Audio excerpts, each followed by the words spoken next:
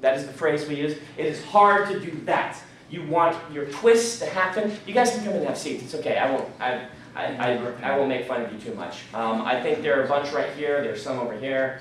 Yeah. Blend the familiar and the strange in this way. If you go too strange, you're just going to be weird. Okay? Now, some people like to write and read books that are simply weird. Alice in Wonderland is simply weird. You could never anticipate what's going to happen. No, none of the twists are really, some of them are, most of them are not foreshadowed in any way. It simply happens. And in that case, that book is not about the plot. That book is about setting and, to a lesser extent, character. And that's okay. But if you want to have really, really great plots, they do tend to fall into archetypes. And, you know, people have said there are only 6 plots. Or everyone picks a random number. I don't know where they get their random numbers. You know, Brandon, there are only 10 plots.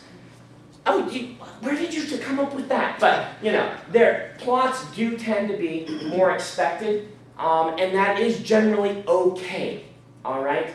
Don't feel that you have to twist just for the twist's sake. If you feel like you have to twist just for the twist's sake, you will get an M. Night Shyamalan movie. Okay? Which, you know, I personally feel that Shyamalan is a genius. His genius is not in his twists. He is able to get great performances from his actors. If you watch The Village or Signs, you know, the performances he's getting are beautiful. The characterizations are awesome. And then there's an idiotic twist at the end, just the twist for twist's sake, where everyone in the audience says, what? And it almost ruins the movie. I still love them, but it almost ruins the movie because he is trying so hard to twist for twist's sake so he can be the twist person that he's undermining his stories. When really, if you just told a compelling story about characters that we love, we're not going to care that there's not some mind-blowing twist at the end. In fact, because we're all expecting the mind-blowing twist at the end, they fail even more. All right? So in that case, you know, this is why I come back to people tell me sometimes, oh, I love your endings, Brandon. And a part of my voice in my head says, don't be known as the ending guy. Do not be known as the ending guy. You want to have powerful characters that have a compelling story. You don't want to be known as the guy who has great twists. I don't even really want to be known as the magic system guy. There's that part of my voice says, look, magic systems can be fun, but if you're not telling a good story, you know, I could write a book right now that would have 20 great interesting magic systems you've never seen that you wouldn't want to read at all because there's nobody interesting in those stories. And so, you know, there's just this voice in the back of my head, which is also the same voice, again another tangent, that stopped me from turning The Way of Kings into another postmodern fantasy. How many of you guys have read Mistborn? Okay, most of you read Mistborn. Mistborn is a postmodern fantasy. I'm looking at the archetypes and I'm twisting them on their heads. I did that intentionally. It was a lot of fun for the whole trilogy. Each book, you get several concepts from fantasy lore that you're expecting, and they get twisted completely about. When I sat down to plot Way of Kings, I said, "Ooh, I need to do that again because people loved it so much in Mistborn." And then I started working on it, and I said, no, I don't need to do that again because I will become known as the person who relies upon that. I don't want to be known as, oh, he's the postmodern fantasy guy. You read them only for that. And anyone who studies postmodernism knows that deconstructionism is a literary theory. It means that you rely upon the very things that you're breaking down, and if those are taken away, then your story starts to fail, and I don't want to be in that position. So, anyway, that's a completely different thing. There's Brandon English majoring on you. Sorry about that. But anyway, long story short, don't feel that you have to have twist endings. All right? Having some surprises is good, but I feel that, that readers too often will read a book and say, ooh, he does it this way, I have to do it that way, or it needs to be done that way, or even, I want to write this. In part, that's okay, that will inspire you. But just because everyone else is doing it doesn't mean you have to do it. We can take Dan Wells, whose book, I Am Not a Serial Killer. Will you stand up and show your shirt? Good friend of mine, Dan and I, yes, Tor book, by the way.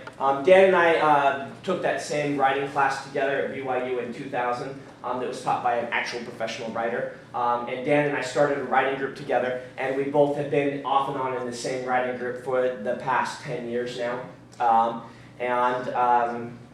in the early days of his career, Dan wrote epic fantasy because he read a lot of epic fantasy, and he thought that's what you do. He didn't try for many years anything else because that's just what everyone was doing, epic fantasy. Of course I read epic fantasy. Dan was not meant to write epic fantasy. He simply was not. And he was having a lot of struggles with his latest book, and then he wrote something else that was completely different and said, wow, and got really passionate about it, and it clicked, and it all worked.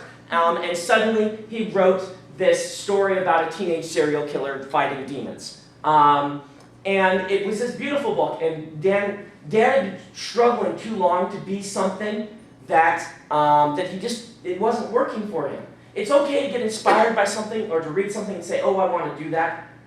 But be willing to try other things, all right? If you just dead set on being an epic fantasy writer, then go for it. That's okay. But just keep that in mind.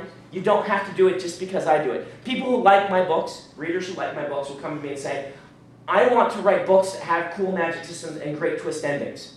And I say, hopefully compelling characters. But my hope is that, honestly, most good books that you're liking have compelling characters, but it's not the thing that you notice. Because if everybody has compelling characters, what differentiates from one another? But people will come to me and say, I want to do that, and I'll say, that's great.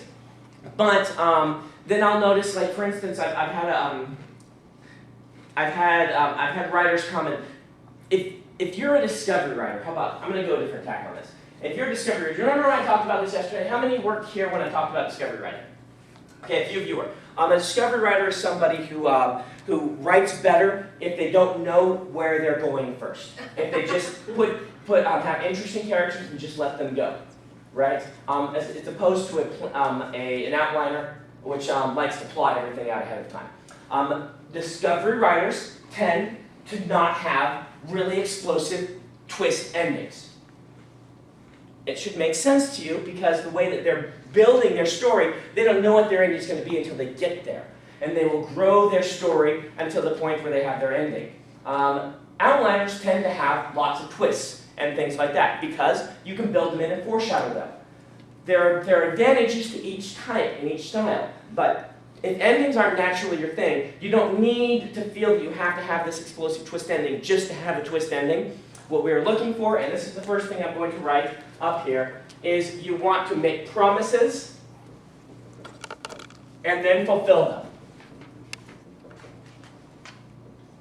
Often unexpectedly. But that has a question mark because if you fulfill them expectedly, sometimes that'll be a failure, but most of the time that'll be okay. Does anyone in here pick up a Jane Austen novel and not know what the ending is going to be? All right? Jane Austen will fulfill her promises to the readers in those novels, and it's the ending you expect. There will be some slight unexpected things about it, but it will not revolutionize and shape the way you saw the novel. By reading the last chapter, it's not going to be like reading the last few chapters of Ender's Game, which reworks the entire book in your head. It's not going to be like the ending of The Sixth Sense or Unbreakable, which of Shyamalan's movies, I think, work fantastically. It's not going to be like that, but it's okay. I still like Jane Austen books. I think they're great. I like them as much as I like some of these books that have these explosive twist endings because the book is making promises and fulfilling them with skill. And so, if you want your promise to be, I am going to have a lot of political intrigue, and it's going to twist around, and things are going to happen in unexpected, interesting, surprising ways, then that's fine. If your promises are, these two characters are going to struggle and are going to fall in love, struggle, not really know what they're doing, but eventually work through their problems and be together, and then you do that, and we care about both characters, you will be just as successful. All right? Make those promises and fulfill them. Do you remember when I talked about the failed, in my mind, version of Mistborn with the one that was a cliched fantasy with the twist ending? The problem with that is promises and expectations. If you promise a Tolkien-esque fantasy or a heroic archetype fantasy, and then in the last chapter say, haha, I got you, it's not really, we are going to feel like you betrayed us, which is why that idea did not work as a story. Promises and fulfill them. Now, I am an outliner. I tend to talk about building books from an outliner's perspective. I hope that the Discovery writers can still learn something from this that will help them. And I do suggest, if you don't know what you are, to give both of them a try. Like I've said before, I use both of them as a tool for different books in different ways. Alcatraz I discovered right, my other books I outline. I will say that, though, I do generally come up with the ending of the Alcatraz books before I start them. I'm an ending person. I like to know where I'm going. When I say I'm an ending person, it doesn't mean I feel like I always have to twist, but I like to know what I'm shooting for. I shoot for a target, and then I try to hit it. And so that's part of what excites me about writing. When I sit down to do my plot, the way I build my plots is I go to the gym and turn on inspirational music, which is usually something like Metallica or Daft Punk. I listen to different music when I'm writing. It's a little bit harder to write to Metallica. It depends on what you're writing. But I will go and or a soundtrack and things like this. And for me, I will actually start imagining poignant, powerful scenes that could happen in this book where conflict resolutions are happening. I will say, I'll have had all these conflicts. I'll say, okay, I've written them all down, those ideas brainstorming. I've gone now to my cool stuff and filled in blanks. I have then gone and let myself brainstorm for a while. So this is all, this is like step 3. I've done all this brainstorming. I've got all these potential conflicts. I've got these characters, these sorts of things. I will now start imagining powerful, cool, interesting, set-piece ways to fulfill these conflicts. All right? How do these conflicts get fulfilled? What happens? What's going to happen here? What are these scenes? And for me, I build on these scenes, and I will spend, this usually takes months. While I'm working on another book, writing it, I'm thinking in my head about the scenes for this one. And I will then, eventually, on my plot, write down, essentially, my goals. My goals, though, are in the form of climactic scenes or moments of change. All right. Mistborn books, the fight between Kelsier and the Inquisitor at the 80% mark was one of these scenes. But so was Vin, Trains, and Allomancy was one of these scenes. So were several of the important moments between Vin and Ellen, where we've got conflict either being escalated or resolved, or we've got things going wrong. And I write these things down.